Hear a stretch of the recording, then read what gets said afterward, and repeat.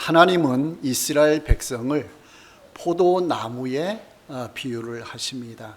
성경에 보면은 포도나무 비유가 여러 군데 많이 나오고 있습니다. 다른 좋은 나무들, 제목들 많이 있는데 왜 하필이면 포도나무에 비유하셨을까? 이것을 우리가 잘 파악을 해야 됩니다.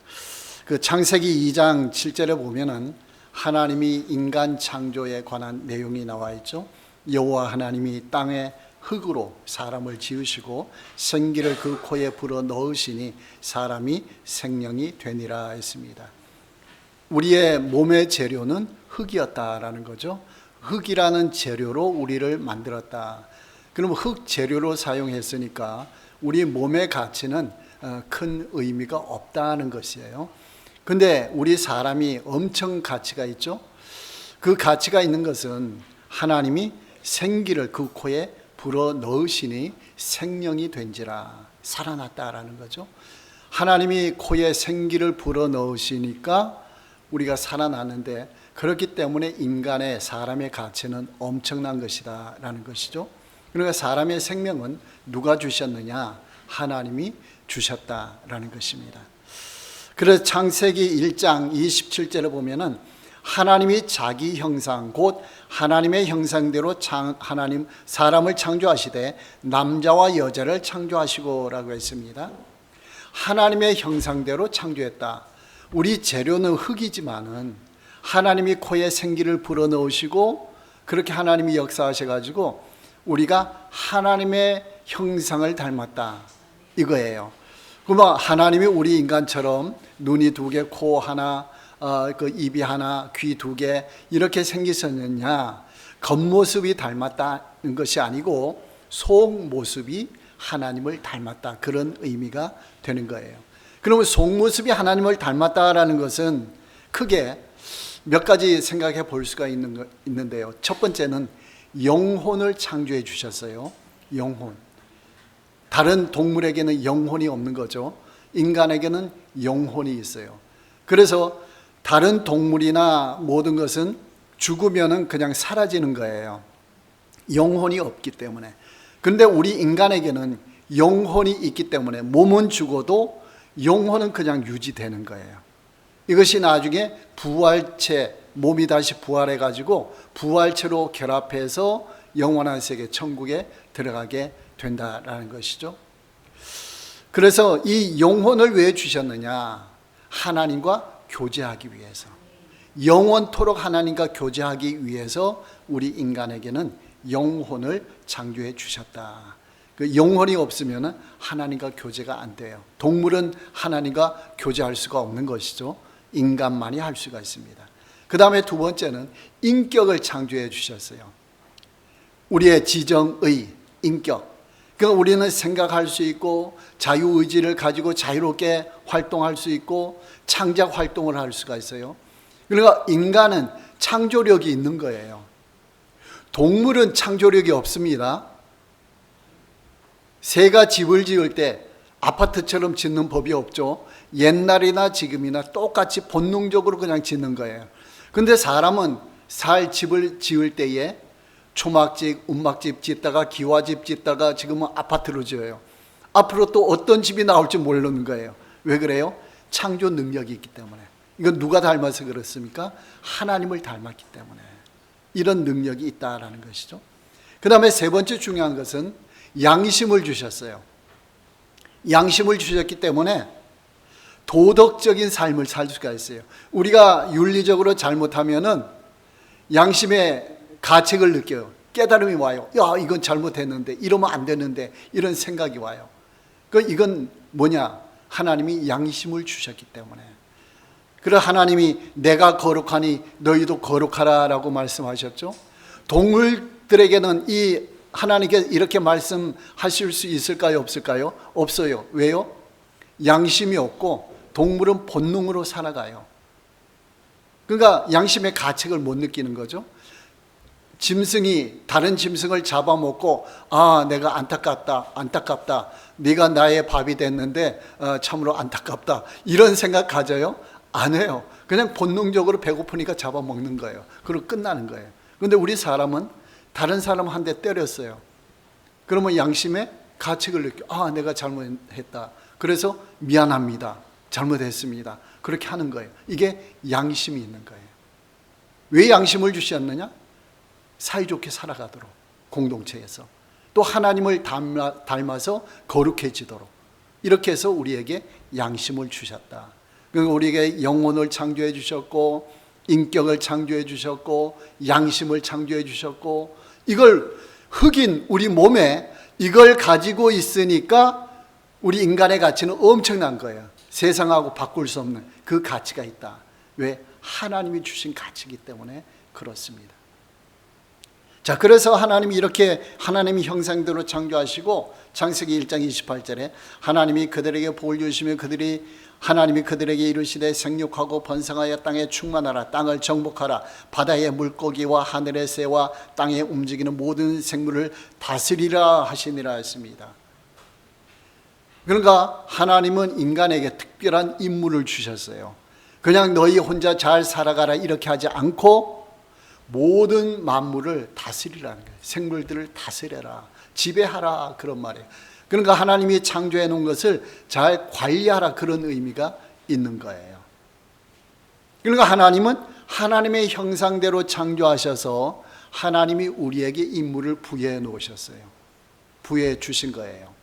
또 하나님을 닮은 우리 인간 중에 하나님을 닮은 부분이 있어요. 부모님이에요. 부모님은 하나님의 마음을 많이 닮았어요. 자녀들은 잘 몰라요. 나중에 부모님이 되어보면 알아요. 자녀들은 잘 모르는 거죠. 어떻게 해요? 부모님은 내리사랑이라 그러죠. 자녀들을 무조건 사랑해요. 자녀들이 엄마 아빠한테 해주는 거 없는데도 그냥 사랑하는 거예요. 하나님이 우리 인간을 사랑하듯이 부모님이 우리를 사랑해 주시는 거예요. 나중에 너희가 갚아야 돼 이런 말도 없어요. 그냥 헌신하고 희생해 주시는 거예요. 이게 부모예요. 이게 누굴 닮아 그래요? 하나님을 닮아서 그런 거예요. 그러니까 인간에게는 하나님이 특별하게 역사하신 거예요. 하나님을 닮도록 역사하셨다라는 거예요. 전도서 3장 11절에 보면은 하나님이 모든 것을 지으시되 때를 따라 아름답게 하셨고 또 사람들에게는 영원을 사모하는 마음을 주셨느니라 했습니다. 우리 인간에게는 모든 만물을 하나님이 만들었지만은 인간에게는 특별히 영원을 사모하는 마음을 주셨어요. 이것이 바로 영혼이 되는 거예요. 영혼을 사모하는 마음. 영혼을 사모하는 마음은 하나님을 사모하는 마음이거든요. 하나님을 추구하고 찾는 마음이거든요. 하나님을 믿지 않는 사람들도 마음속에 영혼을 사모하는 마음은 있는 거예요. 하나님을 믿지 않으면 이것을 다른 것으로 자꾸 채우는 거예요. 다른 신들을 채우기도 하는 거예요. 그 다음에 하나님이 없으면 마음이 허전하거든요. 허전하니까 다른 걸로 자꾸 채우려고 해요.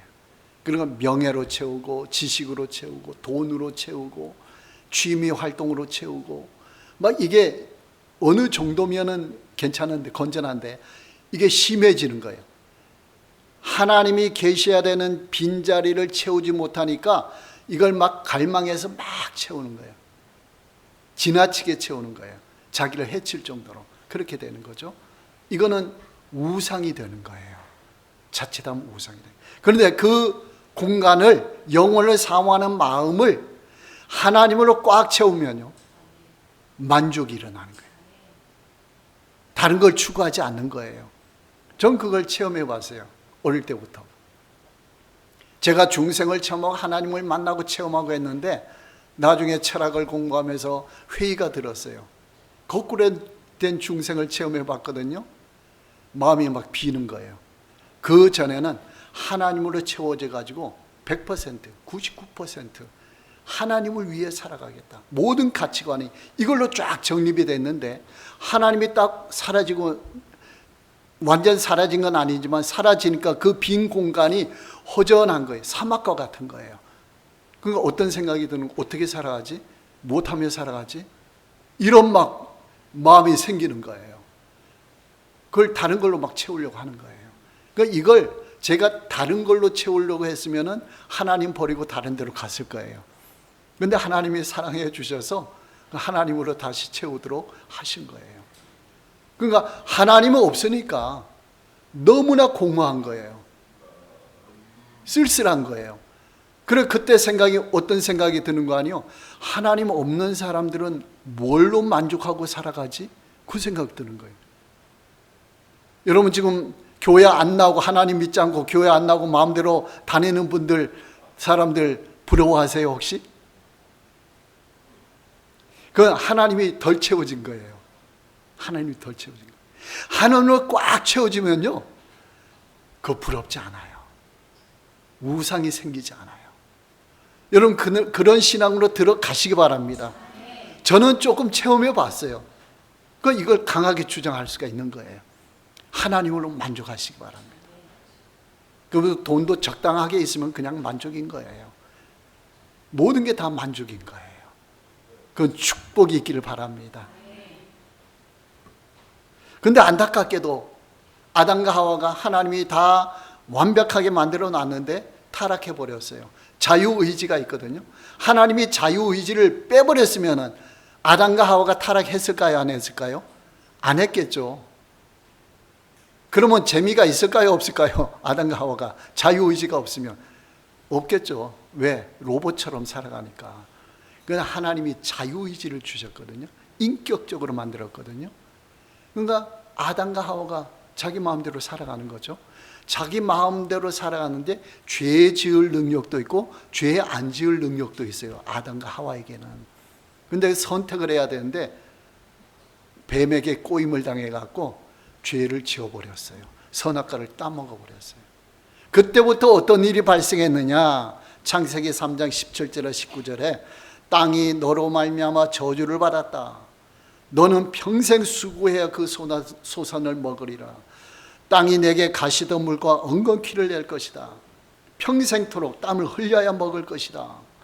너는 흙으로부터 왔으니 나중에 죽어서 흙으로 돌아갈 것이니라. 범죄함으로 죽음이 왔고 고난이 온 거예요. 고생이 온 거예요. 우리가 지금 심은 대로 거둘 수 있나요? 없나요? 못 거둬요. 노력한 대가만큼 우리가 거두나요? 못 거두나요? 못 거둬요. 오히려 손해를 봐요. 왜 이런 일이 벌어지죠? 우리가 아담과 하와가 범죄해서 타락했기 때문에 땅이 저주를 받았어요. 콩 심은 데 콩이 나와야 되고 팥 심은 데 팥이 나야 되는데 콩 심은 데 엉겅퀴 그냥 잡초들이 막 자라는 거예요. 우리가 일한 만큼 우리가 벌고 먹고 생활할 수 있어야 되는데 일해도 오히려 수고했는데도 손해가 나는 거예요. 땀을 흘렸는데 헛수고가 많은 거예요. 비가 와서 홍수가 나는 거예요. 그러면 평생 해놓았던 게 그냥 한꺼번에 쓸려가는 거예요. 그런 일들이 벌어지는 거예요. 왜요? 범죄에서 타락했기 때문에. 이 안타까운 일이 벌어졌어요. 자, 그러면은 하나님이 그냥 내버려 두셨느냐? 그게 아니에요. 아담과 하와와는 타락하기 전에 행위 언약을 체결했다 그랬죠. 행할 수 있는 능력이 있으니까 너 이거 지켜 저거 지켜 하면 할 수가 있어요. 타락한 후에는 할 수 있어요? 없어요? 할 수가 없어요. 하나님 믿기 싫을 때도 있고 교회 가기 싫을 때도 있고 헌금하기 싫을 때도 있고 막 싫은 모습들이 막 일어나는 거예요. 그래서 하나님이 타락한 후에는 모든 언약을 무슨 언약이라고 그래요? 은혜 언약. 하나님이 은혜를 주시는 거예요. 왜요? 하나님이 은혜를 주신다는 것은 하나님이 도와주신다는 거거든요. 타락 후에는 하나님 없으면은 우리 인간 스스로는 살아갈 능력이 안 되는 거예요. 그냥 엉뚱하게 악하게 살아가다가 멸망당하는 거예요. 그것밖에 없는 거예요. 근데 하나님은 포기하지 않으시고 은혜의 언약을 체결하신 거예요. 내가 너희를 도와주겠다. 그렇게 하신 거예요. 내 도움 없이는 너희가 이제 못 살아간다. 내가 너희를 도와주겠다 하는 것이 바로 은혜 언약이에요. 하나님은 그 중에서 이스라엘 백성과 은혜 언약을 체결했어요. 신명기 7장 6절 말씀부터 보면요. 너희는 하나님의 성민이라 거룩한 백성이라 내가 너희를 택했다. 만민 중에서 너희를 택했다. 택한 게 너희가 잘나서 택한 게 아니고 너희 민족은 작은 민족이다. 아브라함 때부터 우상을 섬겼었다. 그런데도 내가 너희를 택했다. 내 백성으로 맞이했다. 너희가 애굽에 가서 종살이하고 고생할 때 내가 바로의 손에서부터 너희를 구출했다. 그리고 가나안 땅에 오게 했다. 그렇게 말씀을 하신 거예요. 그렇게 사랑하고 인애를 베풀고 돌봐주셨다라는 거예요. 이게 은혜잖아요. 은혜를 따라가면 되는데, 그래서 하나님이 말씀하시기를 그런즉 너는 오늘 내가 내게 명하는 명령과 규례와 법도를 지켜 행할지라. 너희가 이 모든 법도를 듣고 지켜 행하면, 하나님은 은혜를 베풀어 주셨는데 은혜를 받아 누려야 되는데, 받아 누리려면 어떻게 해야 돼요? 지켜 행해야 돼요. 가만히 있으면 되는 게 아니고 지켜 행할 때, 그때 은혜가 받아 누려지게 된다라는 거예요. 자, 은혜를 하나님은 항상 준비하고 계시는데, 우리가 준비되면, 더 정확한 말로 지켜 행하면 하나님이 어떻게 해주신다고 했느냐. 12절에 보면은 언약을 지켜 인애를 베풀 것이라. 너를 사랑하고 복을 주사 너를 번성하게 할 것이고, 내 소생 내 자녀들에게 은혜를 베푸실 것이고, 내 토지 소산 곡식 포도주 이 모든 것에 풍성하게 할 것이고, 내 소와 양을 많이 번식하게 하겠다. 하나님이 우리가 지켜 행하면 하나님이 주시려고 준비했던 복이 그대로 우리에게 쏟아진다라는 그런 은혜와 축복이 있기를 바랍니다. 자, 그래서 하나님은 이사야 선지자를 통해서 포도원 비유로 이스라엘 백성을 비유합니다. 이사야 5장 1절부터 보면요, 내가 너희를 사랑했다. 그래서 땅을 파서 돌을 제하고 극상품 최고로 좋은 포도나무를 심었다. 어디에 심었다는 거예요? 가나안 땅에. 가나안 땅에 이스라엘 백성을 심었다. 그래서 어떻게 했느냐, 울타리를 두르고 망대를 세우고 그 안에 술틀, 포도즙을 짤 수 있는 술틀도 만들어 주었다. 내가 내 포도원을 위하여 행한 것 외에 무엇을 더 할 것이 있으랴. 이 말은 뭐예요? 내가 할 건 다 해줬다는 거예요. 이제 너희한테 달렸다, 그런 말이에요. 이스라엘 백성에게 하나님이 하실 것은 다 해주셨다. 그런데 어떤 일이 벌어졌어요? 좋은 포도 맺기를 팔았더니 무슨 포도 맺혔다고요? 들포도. 들포도는 못 먹는 포도예요. 버리는 포도예요. 극상품 포도나무, 최고 좋은 포도나무 심었는데 그 가지에서 맺히는 게 들포도예요. 여러분 농사 지었는데 이런 일이 벌어지면 좋아요, 슬퍼요? 슬프죠. 하나님의 마음이 그거예요. 그 하나님께서 계속 말씀하고 막 너희를 혼내겠다 막 이런 말씀하시는 것은 그 안타까운 마음의 표현이에요.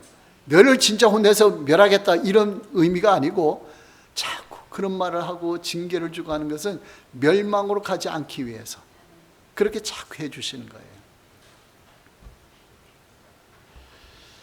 예레미야 2장 21절에는 내가 너를 순전한 참 종자 곧 귀한 포도나무로 심었거늘 내가 내게 대하여 이방 포도나무의 악한 가지가 되면 어찌 됨이냐라고 했어요. 이방 포도나무, 하나님 없이 살아가는 그런 것이 되었다라는 거예요. 여러분 이렇게 되면 되겠어요? 안 되겠죠. 하나님을 믿는 백성, 하나님의 백성인데 하나님의 축복을 받아 누려야 되잖아요. 그걸 누리지 못하고 그냥 이방 사람처럼 살아요. 그럼 이것도 아니고 저것도 아니에요. 그 이상한 사람이 되는 거죠. 그러니까 하나님을 믿으면 지켜 행함으로써 어떻게 해요? 이걸 받아 누려야 되는 거죠. 모든 축복. 들포다가 맺히면 안 된다라는. 그 들포다가 뭐냐? 이사야 5장 7절 아까 읽은 말씀 보면요, 그들에게 정의를 바라셨더니 도리어 포악이요 그들에게 공의를 바라셨더니 도리어 부르짖음이었더라. 악한 일들이 자꾸 벌어집니다, 이스라엘 백성에게. 자, 예수님도 신약에 와서 포도나무 비유를 하셨어요. 요한복음 15장에 나와 있죠. 나는 참 포도나무요 내 아버지 하나님은 농부라라고 했습니다. 그러면서 하시는 말씀이 나는 포도나무다 너희는 가지다. 그가 내 안에 내가 그 안에 거하면, 이 말은 뭐예요? 포도나무 줄기가 있어요. 예수님은 포도나무예요. 가지는 누구라고요? 우리라고요. 이 가지가 포도나무 줄기에 붙어 있으면 열매가 맺혀야 안 맺혀요? 맺혀요. 영양분이 뿌리로부터 줄기로 해서 가지로 올라가잖아요. 그럼 꽃이 피고 열매가 맺히는 거예요. 포도나무가 주렁주렁 맺히는 거예요. 포도나무가 잘 맺히려면 어떻게 해야 되죠? 단단히 붙어 있어야 돼요. 줄기에. 그러면은 영양분이 그대로 가서 맺히는 거예요. 가지가 나 싫다고 그거 떨어지면 돼야 안 돼요? 안 되는 거예요. 하나님을 떠나서는 너희가 아무것도 할 수 없다. 예수님이 포도나무 비유해서 그렇게 하는 거예요. 붙어 있으면 많은 열매를 맺고 떠나서는 아무것도 할 수가 없다. 이게 뭐예요? 은혜 언약인 거예요. 하나님이 항상 은혜를 베풀어 주시는데 우리가 떠나면 안 된다는, 붙어 있으면 이게 지켜 행하는 그런 뜻이에요. 4절 말씀에는 내 안에 거하라 나도 너희 안에 거하리라. 가지가 포도나무에 붙어 있지 아니하면 스스로 열매를 맺을 수 없음 같이 너희도 내 안에 있지 않으면 그러하리라. 그런데 안타까운 것은 6절에 사람이 내 안에 거하지 아니하면 가지처럼 밖에 버려져 마르나니 사람들이 그것을 모아다가 불에 던져 사르느니라 했습니다. 하나님께서 구약에서도 포도원 비유를 하시면서 아무 쓸모짝 없이 되면 불에 태워진다. 오늘 본문에도 나왔죠. 그것처럼 예수님도 그렇게 말씀하세요. 내 안에 거하고 내가 너희 안에 거해서 열매를 맺어야 되는데 그렇지 못하면 밖에 버려져 쓸모짝 없이 된다. 그러니까 예수님을 믿으면 어떻게 해야 되느냐? 완전히 붙어 있어야 돼요. 잘 믿어야 돼요. 잘 믿으면 하나님의 축복이 넘치는 거예요. 교회에서도 잘하고 교회 밖에서도 잘 되는 거예요. 여러분 적당히 하려면은 적당히 축복밖에 못 받아요. 제대로 하면은 제대로 받는 축복 받는 거예요. 하나님이 그 삶을 책임져 주시는 거예요. 하나님이 역사해 주시는 거예요. 그런데 우리는 그걸 잘 못하거든요. 온전하게 지켜 행하지 못하거든요. 그러니까 어느 수준 가서는 자꾸 벗어나려고 하는 거예요. 이러면은 오히려 더 힘들 것 같아. 안 해요. 그것을 극복해야 돼요. 극복하고 나아갈 때에 하나님의 놀라운 역사가 체험되는 거예요. 이걸 하다가 중간에 포기하면은 하나님의 놀라운 역사는 체험하기 어려워요. 어느 정도 그 수준에서는 체험이 돼요. 근데 놀라운 역사 체험이 안 되는 거예요. 여러분 간절하게 기도하시고 어떨 때는 금식하며 기도하시고 어떨 때는 작정 기도하시고 하나님을 위해 살겠습니다. 말씀대로 살겠습니다. 작정하고 그렇게 하면 하나님이 가만히 있지 않은 거예요. 저도 그렇게 했더니 은혜가 부어진 거예요. 젊은 시절에. 어린 시절부터 어른 예배 그냥 다 참석했거든요. 그게 쉬워요? 어려워요? 어렵잖아요. 사랑 기쁨 쉬워요? 어려워요? 쉽지가 않잖아요. 그런데 잘하고 있잖아요. 끊임없이 해나가면 하나님의 은혜를 부어주시는 거예요. 역사가 일어나는 거예요. 놀라운 걸 자꾸 깨닫게 하셔요. 하나님 사랑하는 마음이 막 일어나는 거예요. 그 세상과 나는 간것 없고 구속한 주만 보이도다. 이게 나는 거예요. 그러면서 그 은혜가 세상 밖에서도 역사가 일어나요. 그럼 세상 속에서도 리더가 될 수가 있는 거예요. 유대인들이 세계적으로 리더, 경제적으로 리더 역할을 하죠. 왜 그래요? 철저하게 하나님께 붙어 있으니까. 그런 역사가 일어나는 거예요. 우리는 신구약을 믿어요. 유대인들은 구약만 믿는데 우리는 신구약을 믿어요. 우리가 철저하게 하면 하나님이 역사해 주시는 거예요. 그러니까 그 세계 역사를 연구하고 그걸 연구한 사람들이 누가 창조력을 발휘해서 잘하느냐? 기독교인들이 잘한다는 거예요. 그 사람들이 가면은 창조 능력이 발휘가 되고 나라가 일어나고 막 기업이 일어나고 그런 역사들이 나타난다는 거예요. 기독교 중에 천주교보다 개신교가 더 낫다는 거예요. 조사해 보니까. 이건 뭐 어느 그냥 개인의 말이 아니고 조사해 보니까 그렇다는 거예요. 왜요? 하나님이 역사하시니까, 강하게 역사하시니까. 그 사회적으로도 뛰어난 사람이 되는 거예요. 공부에도 뛰어나게 해주신다는 거예요. 철저하게 해야 돼요. 하나님은 그걸 원하시고 계신다라는 거예요. 자, 오늘 본문 바벨론 포로로 붙잡혀 있는 이스라엘 백성의 상태는 어떠한가? 하나님은 구약에서나 신약에서나 포도나무 비유를 하셨잖아요. 그 2절 말씀 보면 인자야 포도나무가 모든 나무보다 나은 것이 무엇이랴? 숲속의 여러 나무 가운데에 있는 그 포도나무 가지가 나은 것이 무엇이랴? 그 나무를 가지고 무엇을 제조할 수 있겠느냐? 그것으로 무슨 그릇을 못을 만들 수 있겠느냐? 불에 던질 땔감이 될 뿐이라. 불이 그 두 끝을 사르고 그 가운데도 태웠으면 제조에 무슨 소용이 있겠느냐? 왜 하나님이 포도나무 비유하셨느냐? 이유가 바로 여기 있어요. 포도나무는 가지가 줄기에 붙어 있을 때 열매 맺는 거예요. 그 열매를 통해서 포도나무 가지가 일어나는 거예요. 근데 그게 안 될 때에는 나무를 통해서 뭐 할 수 있는 게 있어요, 없어요? 아무것도 없어요. 제목으로 쓸 수가 없어요.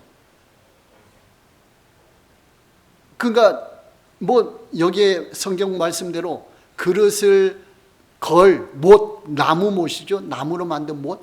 그것조차 못 만든다는 거예요. 포도나무는. 그러니까 포도 열매가 맺히지 않으면은 그냥 땔감으로 불에 그냥 태워진다라는 거예요.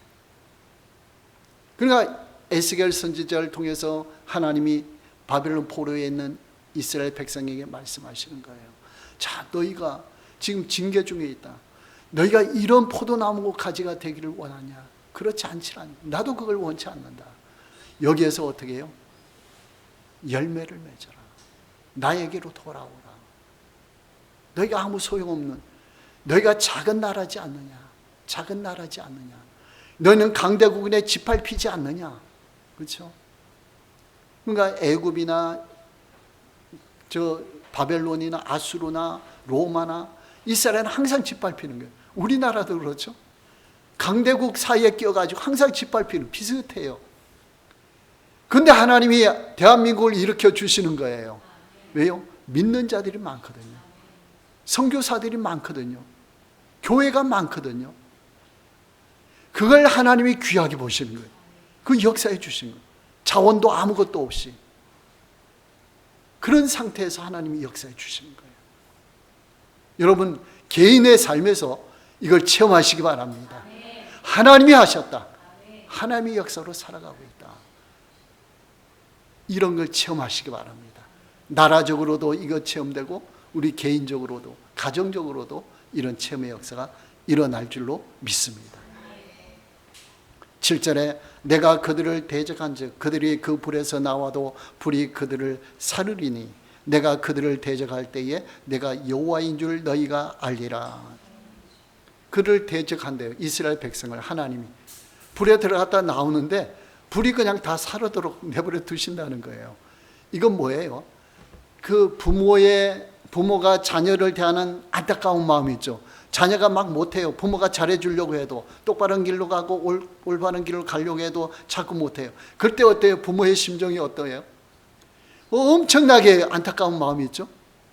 그 마음이 지금 이 말씀이에요.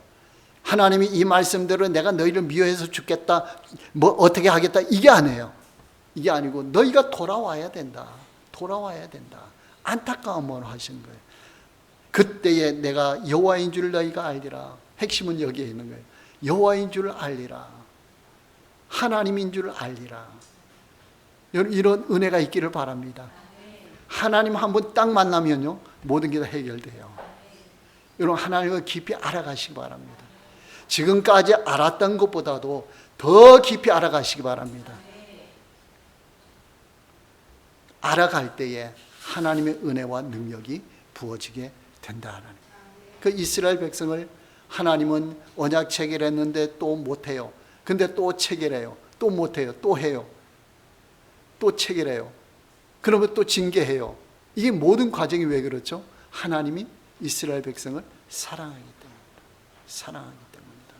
그러면서 멸망으로 가지 않고 돌이켜서 하나님의 축복의 길로 오기를 원하시는 거예요. 내가 여호와인 줄 알리라, 이 표현은 뭐예요? 언약을 맺고 지키시는 하나님. 이것은 나는 언약을 언제까지나 지킬 준비가 되어 있다. 나는 지금 지켜가고 있다. 문제는 누구라는 거예요? 너희다. 너희가 지켜 행하라. 그러면 내가 준비하고 있는 모든 축복을 주겠다. 그 말씀이에요.